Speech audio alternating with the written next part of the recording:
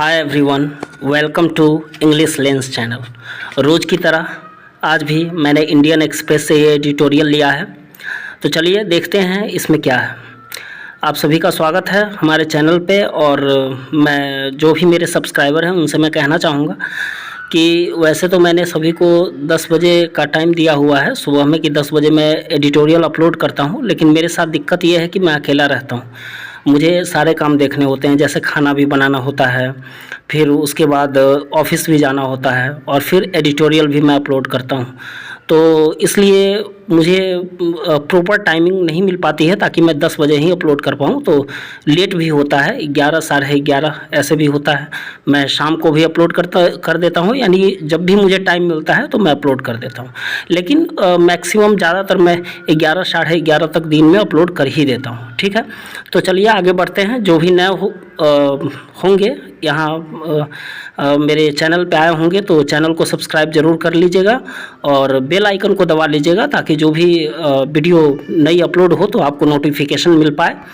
ठीक है, तो चलिए बढ़ते हैं। क्या लिखा है? सुनक्स हैवी हैंड। सुनक जो कि ब्रिटेन के अभी शायद प्राइम मिनिस्टर हैं।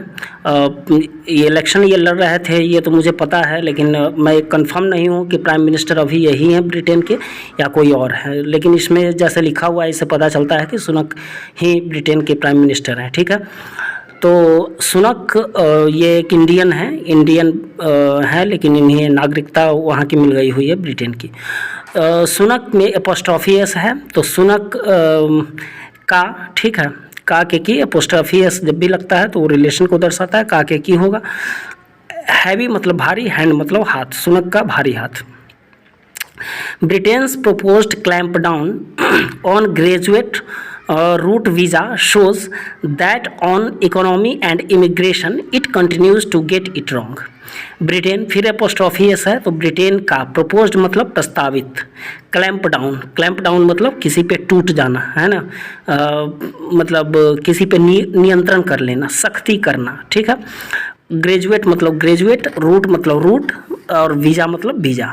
शोज़ ये सिंपल प्रेजेंट टेंस का, क्योंकि वर्ब का 5th फॉर्म है तो सिंपल प्रेजेंट टेंस का सेंटेंस होगा। वैसे भी हेडिंग सिंपल प्रेजेंट टेंस में ही लिखा जाता है। तो शोज मतलब दर्शाता है, दिखाता है, प्रदर्शित करता है। दैट मतलब कि, ऑन मतलब पर, इकोनॉमी यानी अर्थव्यवस्था पर, और इमिग्रेशन मतलब जानते हैं आप लोग, अप्रवासन हिंदी में बोलते हैं, या फिर हम ऐसे समझ सकते हैं कि जब अपने देश से कोई इंसान कहीं दूसरे देश में जाकर बस जाता है तो उसे इमिग्रेशन कहा जाता है। इट मतलब यह, कंटिन्यू है, लगातार हो रहा है।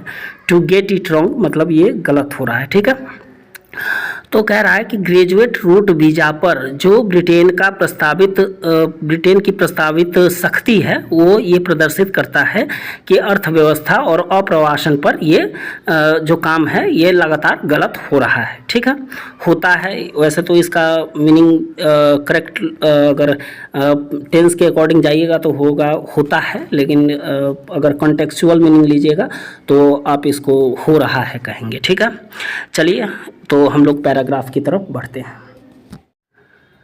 आई होप कि मैं अपना बेस्ट दे पा रहा हूँ और अच्छा प्रयास कर रहा हूँ आप लोगों को इंग्लिश सिखाने में। लेकिन फिर भी अगर आप लोगों को लगे कि मुझे मेरे पढ़ाने के तरीके में कोई कमी है, मुझे अलग तरीके से कुछ अलग करना चाहिए था, तो आप कमेंट में मुझे सुझाव ज़रूर दे सकते हैं।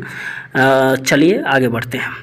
As a former banker and chancellor of the exchequer during the difficult years of the pandemic between 2020 to 2022, UK's Prime Minister Rishi Sunak might have been expected to have a healthy skepticism about the utility of blunt instruments। ठीक है, काफ़ी लंबा sentence है तो इसे हम लोग पहले तो एक मीनिंग हर वर्ड का देखेंगे और फिर इसको ब्रेक करके इस सेंटेंस को डिफरेंट पार्ट में ब्रेक करके तब इसको समझने की कोशिश करेंगे। ठीक है, सबसे पहले एज मतलब के रूप में, फॉर्मर मतलब पूर्व, बैंकर मतलब बैंकर, चांसलर मतलब चांसलर, आप लोग जानते हैं। एक्सचेकर बोलते हैं राजकोष को। ठीक है, हिंदी इसका राजकोष होता है। राजकोष मतलब जो स्टेट का मतलब कोष होता है। ठीक है, स्टेट का या फिर कंट्री का। ड्यूरिंग मतलब के दौरान, डिफ़िकल्ट मतलब कठिन, ईयर्स मतलब वर्ष, पैंडेमिक मतलब महामारी, बिटवीन मतलब के बीच में, फिर यहाँ पे यूके के साथ है पोस्ट ऑफिस है, तो यूके के प्राइम मिनिस्टर लिखा भी हुआ है प्राइम मिनिस्टर, ठीक है, तो यही है अभी प्रधानमंत्री। Prime minister Rishi Sunak might have been expected, might मतलब उन्होंने उनसे क्या होगा एक्सपेक्ट किया गया होगा, मतलब एक्सपेक्ट करना मतलब अनुमान लगाया जाना, ठीक है, उम्मीद करना। टू हैव ताकि टू हैव मतलब होना, हेल्दी मतलब स्वस्थ, स्केप्टिसिज्म मतलब संदेह, ठीक है, अबाउट मतलब के बारे में, यूटिलिटी मतलब उपयोगिता, ब्लंट मतलब जिसका मतलब कोई धार है, जैसे चाकू का धार कम हो जाता है तो यहाँ पे हम कह सकते हैं, क्योंकि इंस्ट्रूमेंट है, इंस्ट्रूमेंट मतलब होता है उपकरण, तो ब्लंट उपकरण का मतलब क्या, उपकरण मतलब काम करना बंद कर दे, ठीक है, तो इस तरह का।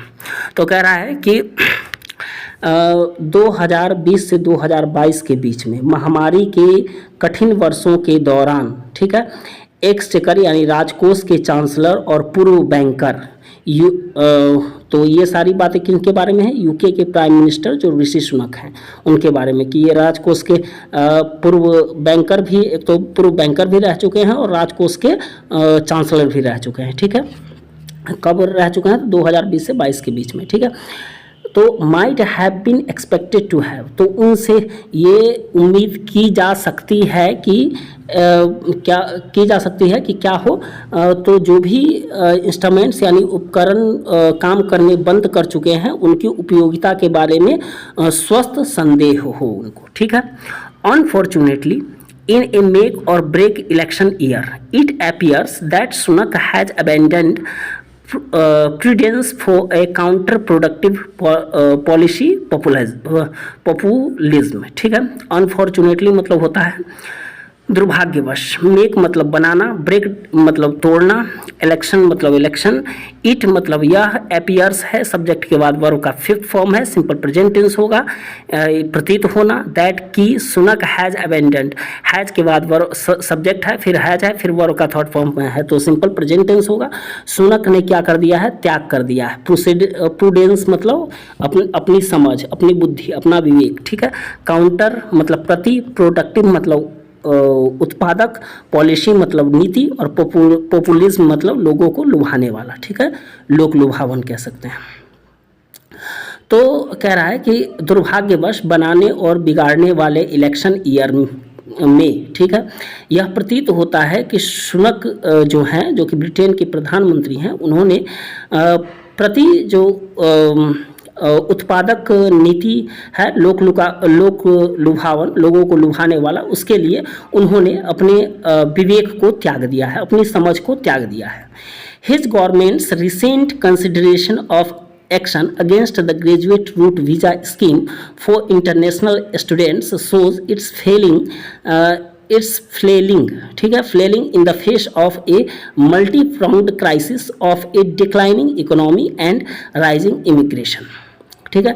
हिज मतलब उनके, गवर्नमेंट मतलब सरकार, फिर पोस्ट ऑफिस ऐसा है तो का के की, तो उनके सरकार का, रिसेंट मतलब हालिया, कंसिडरेशन मतलब विचार, एक्शन मतलब कार्य, ठीक है, जो भी एक्शन हम लेते हैं, अगेंस्ट मतलब के खिलाफ, ग्रेजुएट रूट वीज़ा के स्कीम योजना के खिलाफ, इंटरनेशनल स्टूडेंट्स के लिए यानी फॉर इंटरनेशनल स्टूडेंट्स हैं मतलब अंतर्राष्ट्रीय विद्यार्थियों के लिए, सोच मतलब दिखाता है, प्रदर्शित करता है, इट्स फेलिंग मतलब फेलिंग होना चाहिए कि इसका असफल होना, ठीक है, इन the face of multi pronged crisis, multi pronged मतलब बहुआयामी, क्राइसिस मतलब संकट, और इन द फेस ऑफ के सामने, ठीक है, ऑफ ए डिक्लाइनिंग मतलब गिरती हुई, इकोनॉमी मतलब अर्थव्यवस्था, राइजिंग मतलब बढ़ता हुआ, इमिग्रेशन मतलब अप्रवासन, ठीक है।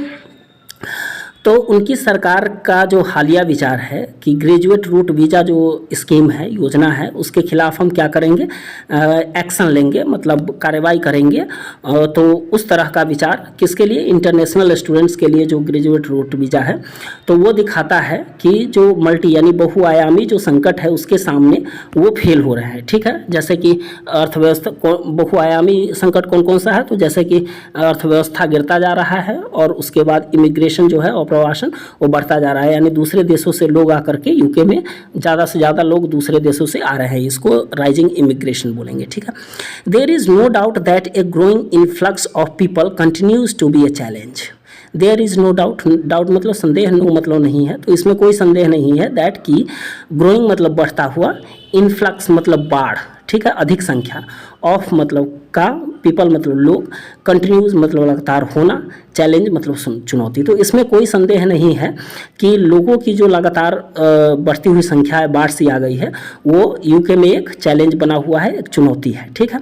This year alone that figure has grown by 25% in the UK over the same period last year.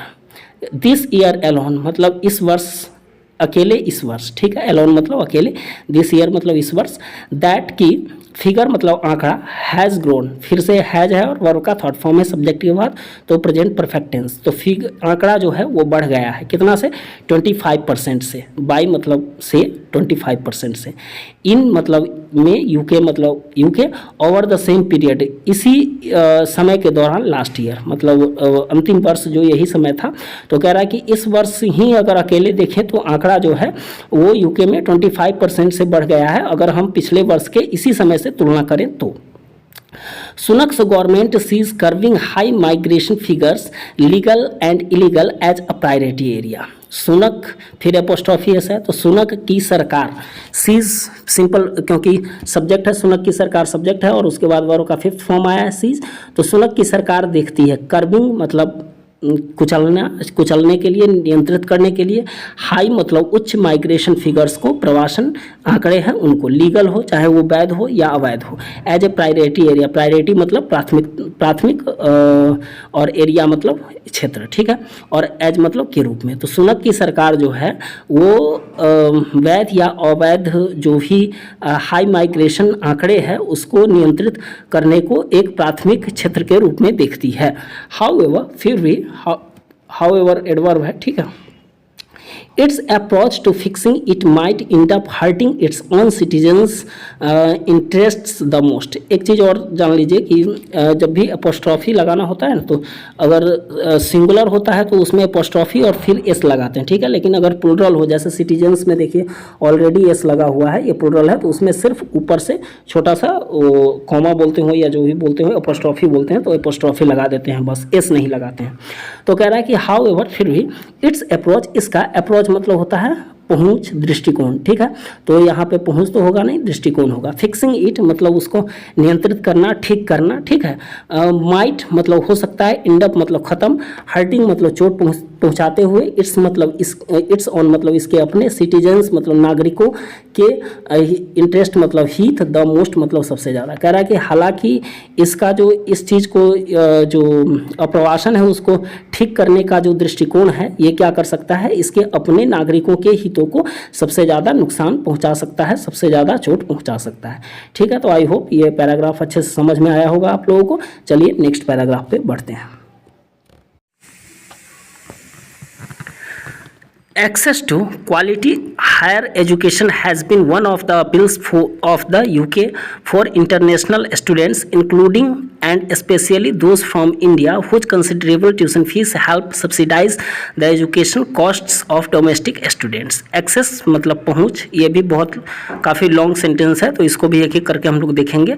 Access मतलब पहुँच, क्वालिटी मतलब गुणवत्तापूर्ण, हायर मतलब उच्च, एजुकेशन मतलब शिक्षा, हैज़ बीन है, has been present perfect continuous का क्या होगा, स्ट्रक्चर होगा।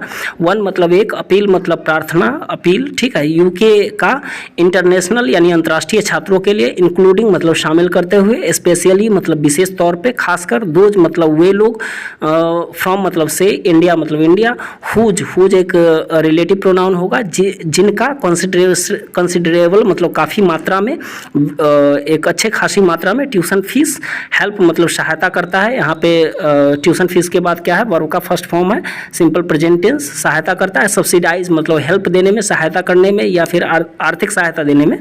एजुकेशन कॉस्ट मतलब शिक्षा की लागत को डोमेस्टिक स्टूडेंट्स के यानी जो घरेलू यानी ब्रिटेन के जो विद्यार्थी हैं उनके, ठीक है।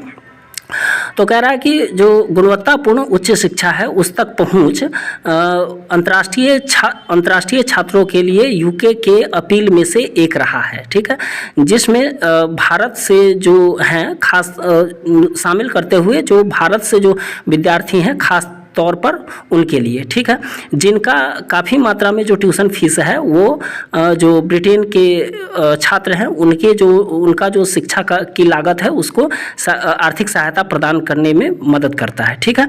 In the post Brexit post pandemic world, UK's universities have also served as a route to recovery for its floundering economy।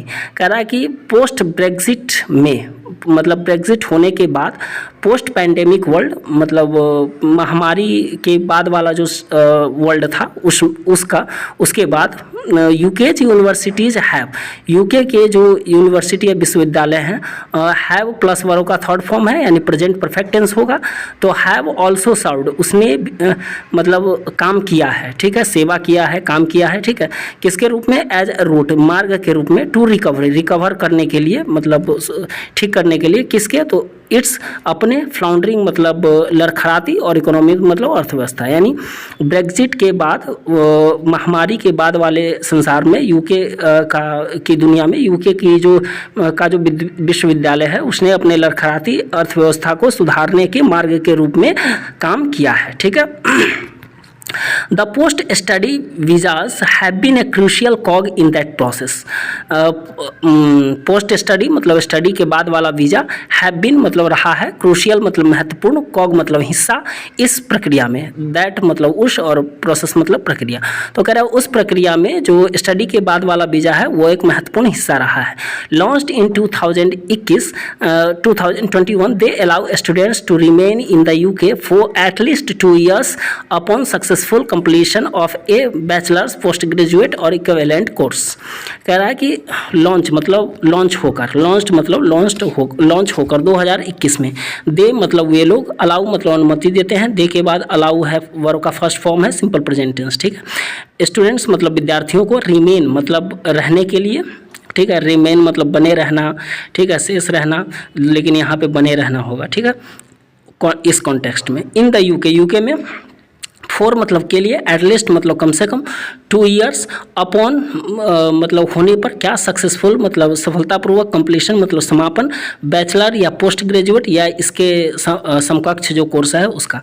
तो कह रहा है कि 2021 में लॉन्च होने के बाद वे जो बैचलर, पोस्ट ग्रेजुएट और इसके समकक्ष जो कोर्स हैं उनके सफल समापन होने के बाद यूके में कम से कम 2 साल के लिए स्टूडेंट्स को रहने की अनुमति प्रदान करते हैं, ठीक है, कौन, यूके वाले, ठीक है, जो अदर देशों कंट्री से लोग स्टूडेंट लोग जो आते हैं यहाँ पे पढ़ने के लिए उनके लिए, ठीक है।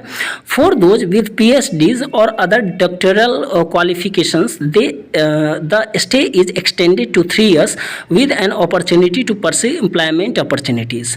कह रहा है कि फॉर दोज उन लोगों के लिए जो कि PhD या फिर दूसरे डॉक्टरल क्वालिफिकेशंस के हैं, ठीक है, स्टे मतलब यहाँ पे ठहरने की जो व्यवस्था है उसको बढ़ा दिया जाता है। इज एक्सटेंडेड पैसिव वॉइस में है क्योंकि एक्सिलरी वर्ब के बाद वर्ब का थर्ड फॉर्म है, तो उसको बढ़ाया जाता है, कब तक, 3 वर्षों के लिए। क्यों, तो with an opportunity to pursue employment opportunities, मतलब एम्प्लॉयमेंट यानी रोजगार के अवसर को वो परस्यू करे, जारी रखे, उसके अपॉर्चुनिटी के साथ, उसके अवसर के साथ। यानी कहने का मतलब ये है कि जो PhD और डॉक्टोरल क्वालिफिकेशन वाले स्टूडेंट हैं उनके लिए इनके जो वीज़ा को है, रहने की व्यवस्था को यूके में, वो 3 साल तक बढ़ा दिया जाता है ताकि वो यहाँ पर रह करके, यूके में रह करके रोजगार के अवसर को तलाशें, ठीक है। Between 2021-2023, for instance, the Independent Migration Advisory Committee found that Indians accounted for 89,200 visas और 42% of the overall grants।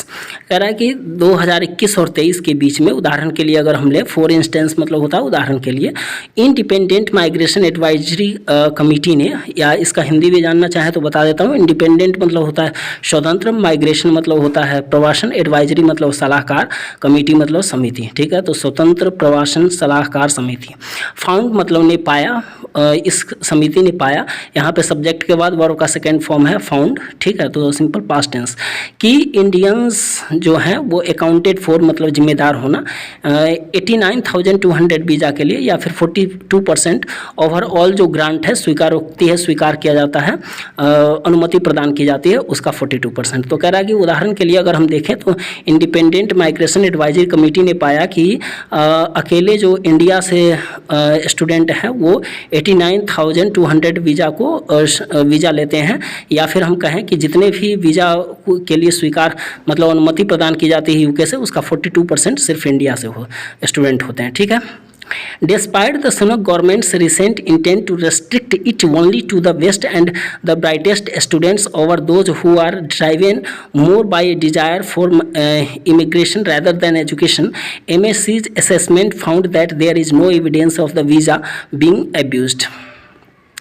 कह रहा है कि कहाँ थे हम लोग, हाँ, डिस्पाइट मतलब के बावजूद सुनक गवर्नमेंट का जो हालिया इंटेंट मतलब इरादा है रेस्ट्रिक्ट करने का, सीमित करने का, इट मतलब इसको, ओनली मतलब केवल, टू बेस्ट मतलब सबसे अच्छे, सर्वश्रेष्ठ कह सकते हैं, ब्राइटेस्ट मतलब जिनका उज्जवल भविष्य है, स्टूडेंट्स मतलब विद्यार्थी, ओवर दोज उनके ऊपर, हु मतलब जो, आर मतलब हैं, ड्राइवन मतलब प्रेरित होते हैं, मोर मतलब ज़्यादा, बाय ए डिजायर मतलब अपनी इच्छा से, किस चीज़ के, अप्रवासन की इच्छा से, रैदर देन एजुकेशन के बजाय। यानी उनके कहने का मतलब यह है कि जो स्टूडेंट ऐसे होते हैं जो एजुकेशन उनका मेन मोटो नहीं होता, उनका मेन मोटो होता है कि नहीं मेरे देश में सुविधाएं अच्छी नहीं है तो मैं यूके में जा कर के बस जाऊँ, इसके लिए। तो एमएससीज का जो असेसमेंट है, आकलन है, उसने पाया कि देयर इज़ नो एविडेंस, इस चीज़ का कोई सबूत नहीं है, एविडेंस मतलब सबूत, कि वीज़ा बीइंग एब्यूज्ड, कि वीज़ा का गलत इस्तेमाल हो रहा है। ठीक है। तो कह रहा है कि सुनक गवर्नमेंट का जो हालिया इरादा है इसको केवल ऐसे स्टूडेंट तक सीमित करने का जो कि सर्वश्रेष्ठ हैं या जिनका भविष्य उज्ज्वल है,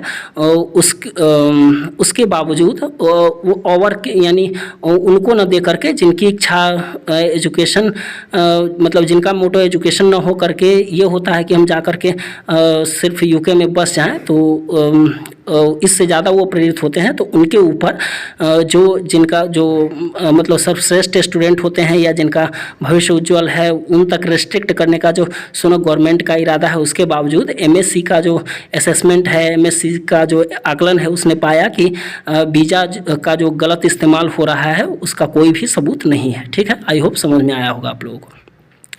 So on the contrary, experts including members of Sunak's own party point out that it will exacerbate the financial distress of British universities and slow down the UK's economic recovery.